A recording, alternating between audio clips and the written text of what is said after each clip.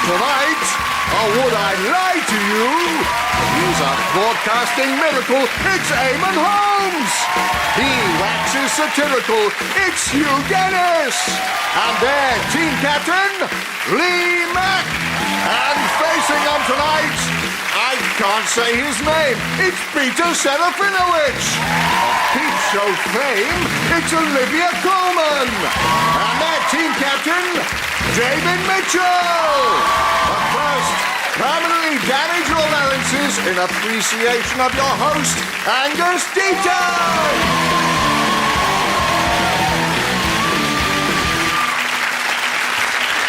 Good evening and welcome to Would I Lie to You, the show that conceals more harsh truths than Anne Robinson's surgeon. Lie detector tests are the best known way of telling if someone is lying. They measure blood pressure, perspiration and GMTV ratings. And the most common lies told to cover up a mistake at work include I never got the email, it wasn't my responsibility, and well, he looked like a terrorist. And so to round one, Home Truths, where our panellists take it in turns to read out a statement from the card in front of them. To make it extra difficult, they haven't seen the card yet, so don't know if it contains a truth or a hideous lie that we've just made up for them. All will become clear in due course. 28 minutes normally does it. Eamon gets the short straw and is therefore first, so Eamon, fire away. I have an identical twin called Jimmy. Jimmy lives in Canada. Jimmy Holmes. Jimmy Holmes. Jimmy Holmes. James, actually. It was Chris and James. Right. What does he do there? He sells insurance. He does. And I'll tell you where he sells it. He sells it in that CN Tower in Montreal. Right, wow. Who was born first? Jimmy was out by 2 seconds or so before me. 2 seconds? Wow. So what are the differences between you? Do you look absolutely identical, or...? He's very handsome as well, yeah. Is he married? Yes. What's his Eleanor. wife? Oh. Do they have children? Yes. What are they called? I don't know. They live in Canada. I don't really know. But do you sort of have that twin thing of, you know, if Lee were to punch you in the face, would he, you know, wake up in Canada worrying about making his insurance targets, but in fact it would be because Lee'd hit you? You must be in constant pain being separated from your twin by thousands of miles and, you know, huge amounts of relative celebrity. Because he's very well known for his insurance work, I believe. Apparently he sits next to a woman in the insurance office that he really doesn't like called Andrea Turner. Is that true? Half true.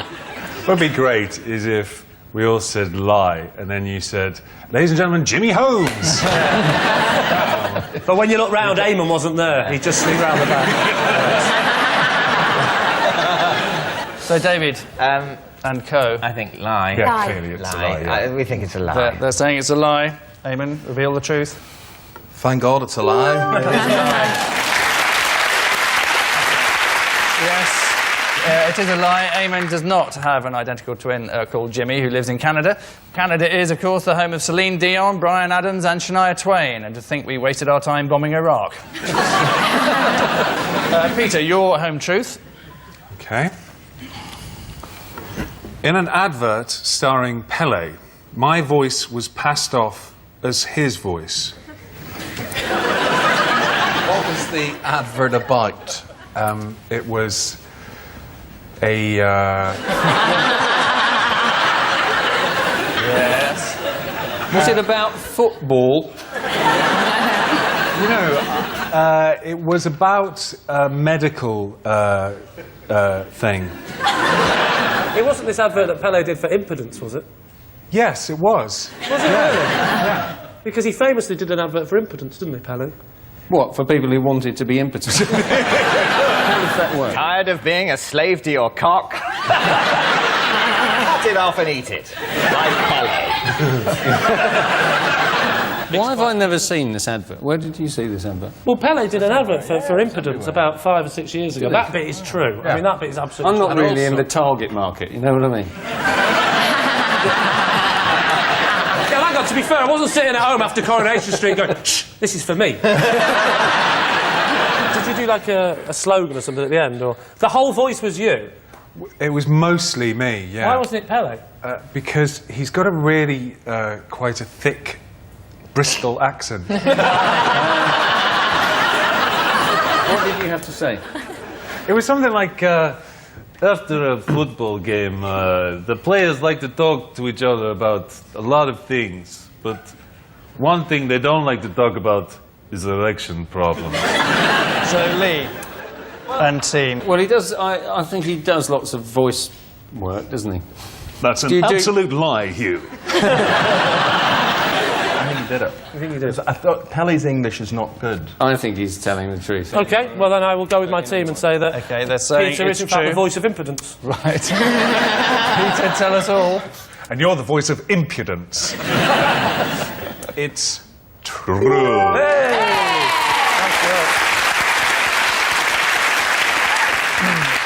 Yes, it is true. Peter was the voice of Pelé in his advert for male impotence. Companies think carefully about who should endorse their products. If it's men's cosmetics, they get David Beckham. If it's women's fragrance, they get Scarlett Johansson. And if it's frozen sheep's offal in batter, they get Kerry Katona.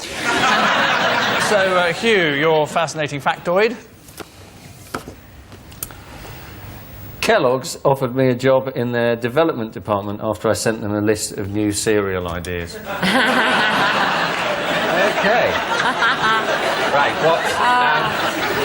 Give us a rundown of some of the cereal ideas you sent. I sent them various ideas for sugar puffs. The problem with sugar puffs is that they float. You can't fill a bowl with sugar puffs because the sugar puffs. Yeah. So you basically have a bowl of milk, don't you? And the sugar puffs all rise to the top. Are you saying if you fill a bowl with sugar puffs and then put the milk on, the buoyancy of the underlying sugar puffs forces the ones on the top out of the bowl? No, it doesn't force them out of the bowl, but they float. But they float. You can't get much milk in. You can't get as much milk as you want in, or if you put too much milk in, they do go. So one of the things was a new heavier sugar puff. Yeah, and it was a sugar puff. Supposed to do that then? Yeah. You put a raisin in them. How would you get the raisin inside? Because, like, a raisin is like the same size as a sugar puff. How would you get that inside? All sugar puffs are, they're puffed wheat, aren't they? So you get a kernel of wheat and you blow air into it, so it just goes. That's all it is. It's no good for you. So if at the point that you go, you fire a raisin into it.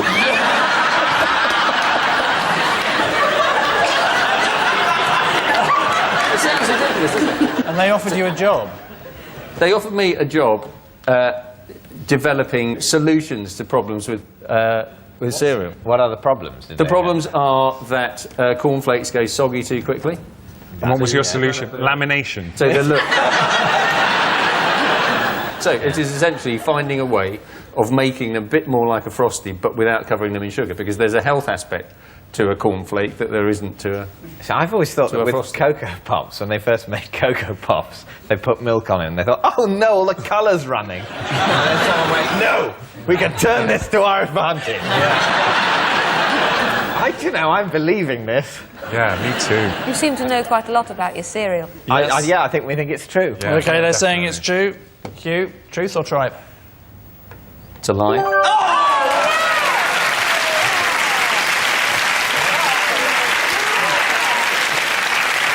It's a lie. Kellogg's did not offer Hugh a job in their development department. The elusive goal of modern breakfast cereal manufacturing is to try and raise the sugar content above its current level of 115%. Our next round is called Ring of Truth, in which I read out some celebrity facts. Our teams decide if they're true or not, and our audience sit there waiting for it all to end. David's team is the first. Wayne Rooney and Coleen McLaughlin got engaged in a petrol station. Is that true? Wayne Rooney is a man whose skills are vastly overvalued by our society. He can't even count up to the amount of money he's got. And he's going to do a lot of crazy things. Well, they went out for a Chinese, apparently, and then they decided against it. They pulled into a service station, so got engaged on the forecourt. And then they went back to Colleen's parents to have corned beef and beans. The whole meal plan of the evening seems very vague.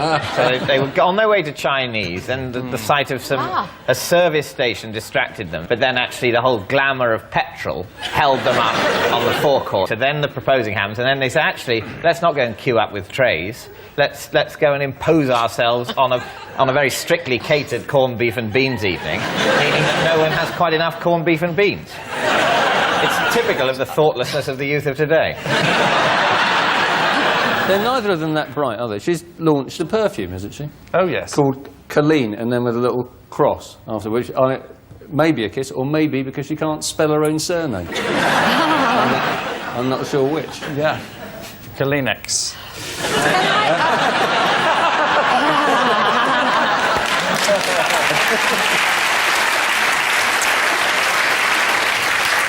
Right, if I could interest you in an answer of some sort at some stage. You can't really interest me in these people, unfortunately. They will do crazier and more miserable things in their lives than this, so I'm willing to believe it. It definitely has a ring of truth about it. I think it's possible. So, I think, should we say true then? Yeah. Let's say true. Saying it's true, and I can tell you it is absolutely true. Yes, Wayne Rooney and Coleen McLaughlin did get engaged in a petrol station. Wayne was the perfect gentleman. He got down on one knuckle and made the sign for ring. It was all very romantic. Wayne then hid the ring inside a reheated chicken pasty, and when Coleen threw up, there it was in her lap. So to Lee's team, who have this to endure.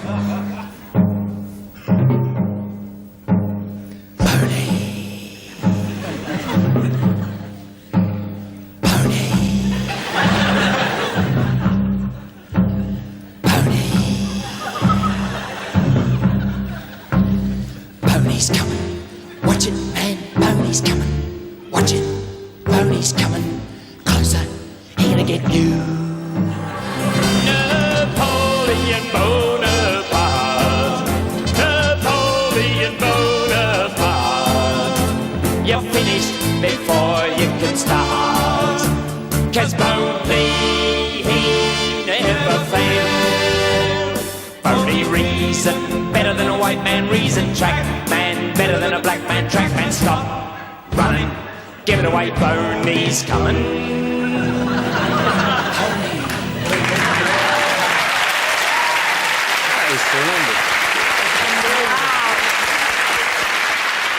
There was a song called Boney. Not many people could carry that song off, and you can now add Rolf Harris to that list.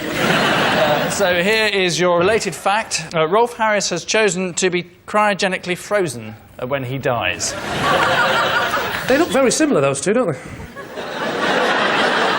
I'd say they look quite different, those two. If I'm honest, my honest reaction to that photograph is those two organisms look different. They look like they're about to have a doubles game at table tennis. Again, my reaction would be they don't. It looks like a picture of a man and a dog. The man is famous, the dog is a non-entity. This happened in Desperate Housewives. Well, they froze someone. An old lady froze Oh, yes, her of course husband. she did, yeah. And then there was a power cut. Yeah. Terribly smelly. I saw a film called Desperate Housewives, and none of this happened in the film I saw. The thing is, though, if you cryogenically froze, the idea is that You can warm them up again. Yeah, but this is But what I don't what do you do with understand, because when you defrost yourself, you're back to your original state when you went in, which is dead. Walt Disney did have it done, hence the phrase Disney on ice. And Paris Hilton. Paris Hilton is also... Has she had it done already? She's paid $150,000 already to the Alcohol Life Extension Foundation. So, Lee, any truth in this at all? Hugh? I actually think it probably is true. I'm not sure, but I think no, maybe no. Hung jury. I would say that I think it's a lie. That's what I think. And I can tell you it is a lie.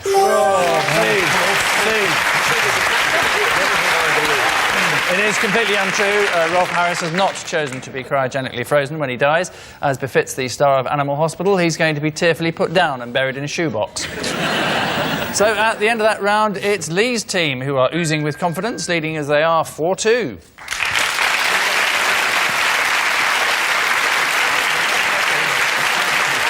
Onwards into round 3 then, and the confusingly titled This Is My. Each of Lee's team will claim to have a connection with tonight's mystery guest, but only one is telling the truth. The good news for David's team is they therefore have a 33% chance of success. The bad news is that means failure is the more likely outcome. So please welcome tonight's special guest person, Amanda.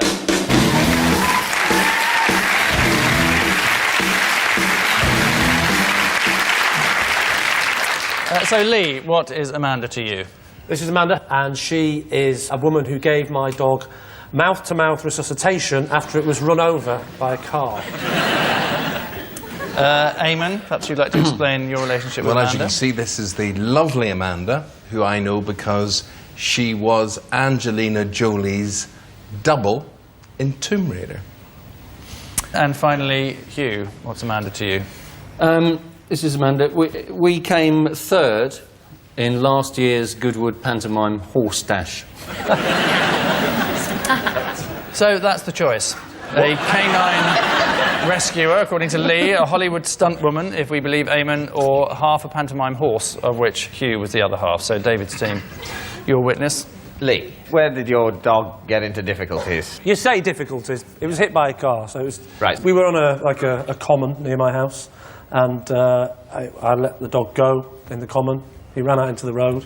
I went out to chase after him, obviously, and he ran into the road, hit by a car, and... What, the car punched him? No, he was, he was hit, and he was out, and luckily Amanda came along and said, hang on, wait a minute, please. He was lying there, and he was motionless, and then Amanda came over and said, can I help you? I said, well, you could have helped by not driving so fast. But then we got over that a bit, and she said she felt guilty, so I thought, you know what it's like, you've killed a dog, the least you can do is stick your lips over his nose and mouth and blow. Amanda was driving the car. She drove the car that hit him, yeah. And she got out the car to help. And you kept in touch with the lady who killed your dog? She didn't kill it. Oh, Wait for the end of the story. There's a happy ending. Oh, good. That little dog looked at me, looked up like that. After a few minutes of blowing, she was like that. She was using the nostrils, playing it like a recorder. All right, that bit's not true. Right. And at first, nothing, just the cheeks were bellowing like that. I said, harder, Amanda, harder. And one big almighty... and I saw his little ribs, because he was a greyhound, so you could spot every little bit of windy movement. Yeah. Just rise gently. All right. And then there was a cough and a splutter. That was mainly her, disgusting breath. And then the dog just looked up at me and said, Said, I've hello, almost... now I can speak. No, he said, this lady has blown her soul into me. I'm wise now. And then the dog got in the car and drove off.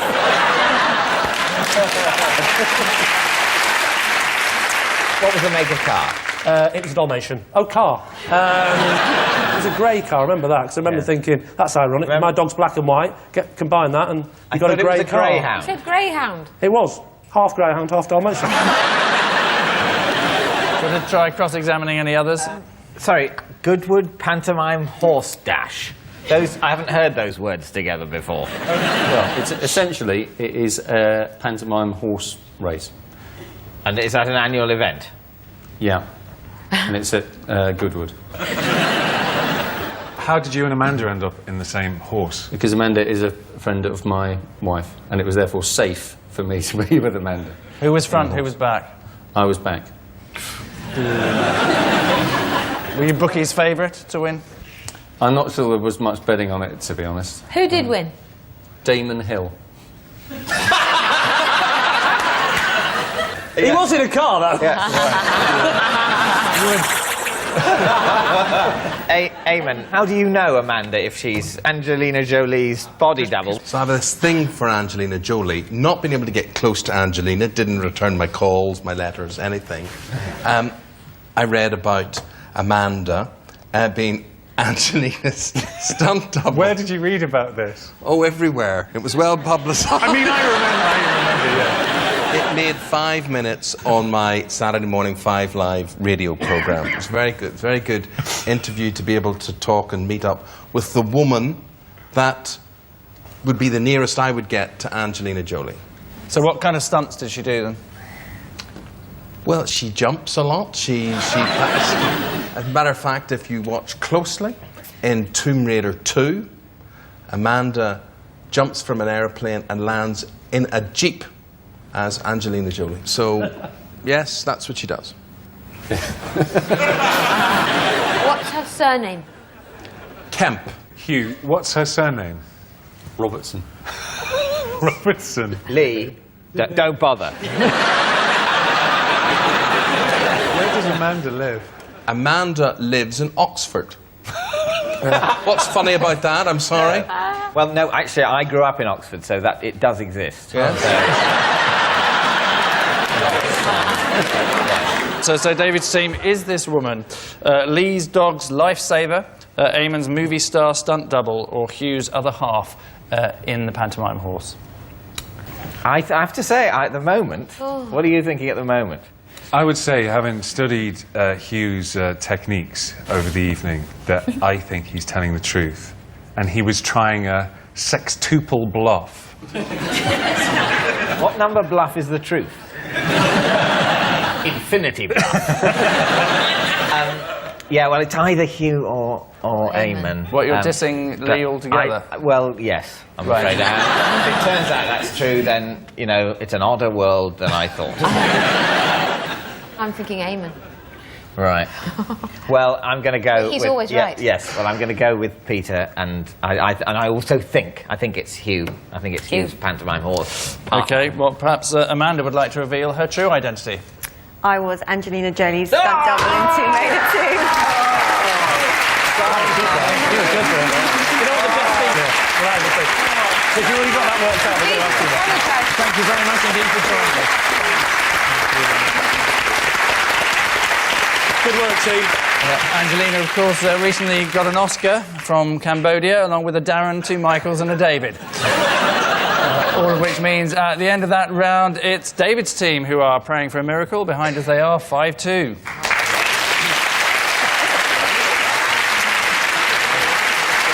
Our final round is quickfire lies, in which all sense of calm is abandoned in favour of some rapid-fire lying against the clock. As always, our panellists don't know what's written on the cards, and David's team are seriously faltering, so now would be the perfect time to reverse that trend, starting with David. I used to be a tour guide for a hat museum. Where? In Abingdon. Why did they need a tour guide in a hat museum? You were sort of the tour guide stroke person there. How long was the tour? You'd probably get a good sense of the place in about, a very good sense of the place in about half an hour. Can you remember anything at all that you used to say about any of the hats? No. Or a type of hat? No. You can't remember the name of one hat, and you were the tour guide in a hat museum? They had a sort of bowler hat and a top hat, and then they had huge feathery hats. Just by bizarre coincidence, there's someone at the front row with a sort of bowler hat. Could you just pass the hat to David so he can give us a rough description and history of the bowler hat? Thank you very much. Could you give us a rough idea of how you used to do this tour with that hat? Pretend that's hats on a plane. Well, what I would do is I would hold this hat up and then sort of twirl it like that. That's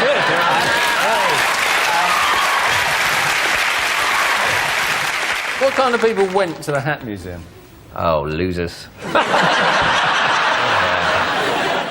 I don't think there's an ounce of truth about this story.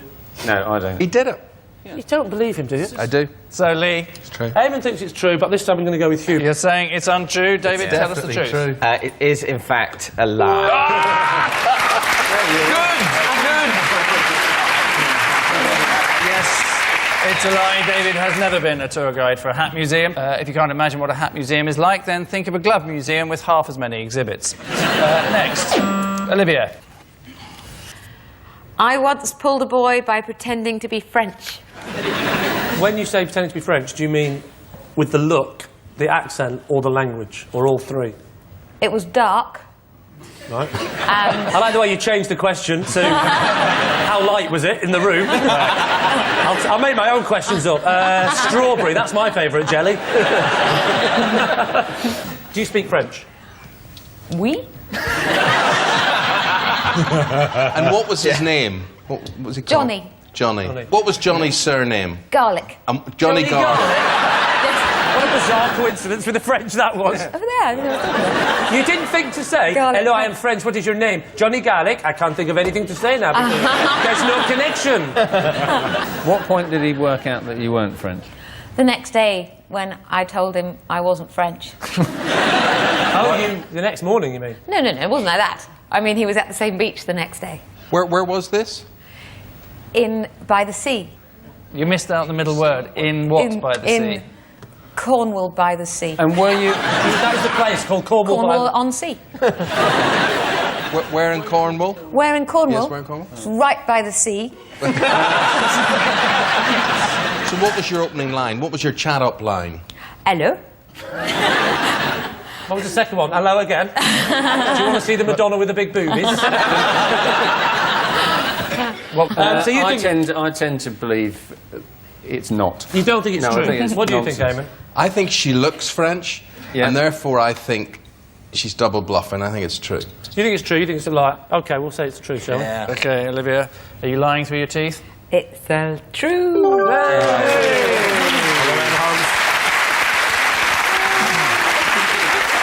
Yes, it is true. Olivia did once pull a boy by pretending to be French. Pretending to be French seemed to be working until she blew her cover when she went to the toilet and then washed her hands. Next, Hugh. At school, I had a fight with Lawrence Llewellyn Bowen. Who won? Who do you think won? Lawrence Llewellyn Bowen. I won. What school was this? This was at school in London. Ah. You don't want to say what school? Well, it was at my school. At Yeah. school. Actually, it was in a rugby match. Did he play rugby?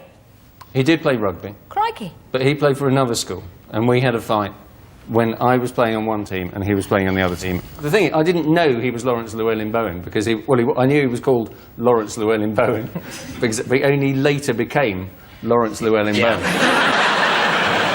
Okay, so David, you're going to have to come to a decision as to whether Hugh is telling the truth or not.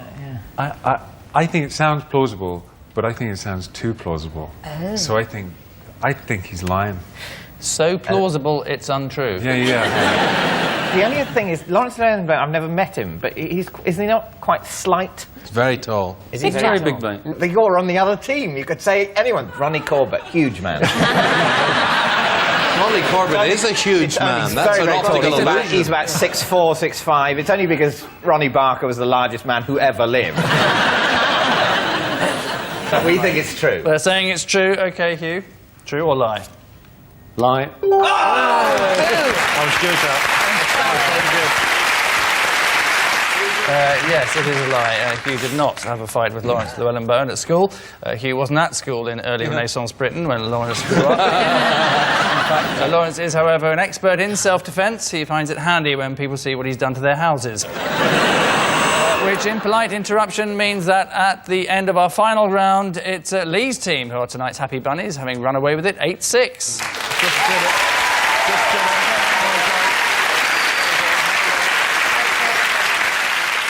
We leave you with the news that people are more likely to lie to you in emails than when talking to you face-to-face, which rather suggests that the Nigerian Brigadier Matubu Onkamawi, who is due to be transferring $84 million into my bank account any day now, may not be a man of his word.